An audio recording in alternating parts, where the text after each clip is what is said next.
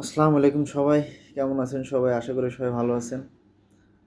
গত ২৯ তারিখ সান্তোসের একটি ম্যাচ হয়েছিল উরুগুয়ের একটি ক্লাবের বিপক্ষে। ম্যাচ শেষে সাংবাদিকদের প্রশ্নের উত্তরে নেইমার আসলে জাতীয় দল থেকে অবসরের ইঙ্গিত দিয়েছে। নেইমার বলেছে সে হলুদ জার্সির জন্য তার জীবন যৌবন বা জীবনের রক্ত পর্যন্ত দিয়েছে।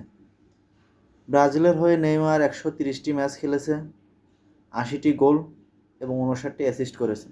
আসলে ইনজুরি প্রবল নেইমার হয়েও ব্রাজিলের জন্য নেইমার যতটুকু করেছে তা আসলে অন্য প্লেয়ারদের জন্য মাইল ফলক হয়ে থাকবে। নেইমার যদি ইনজুরিতে না পড়তে হয়তো আরও অনেক কিছু অ্যাচিভ করতে পারতো। মেসি রোনালদোর যুগেও যে নেইমার যতটা হাইপ নিয়ে আসলে ফুটবল খেলেছে তা অন্য কারো পক্ষে হয়তো সম্ভব হতো না।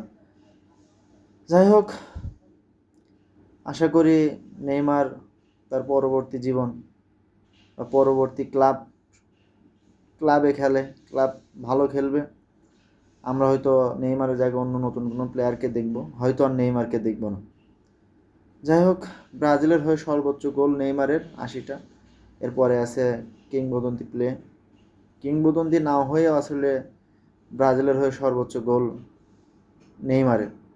আসলে কিংবদন্তি না বললেও আসলে ভুল হবে, নেইমার একজন কিংবদন্তি। যাই হোক, নেইমারের অবসর আসলে কথা শুনে আসলে কি বলবো আর। যাই হোক, সবাই ভালো থাকবেন। আসসালামু আলাইকুম।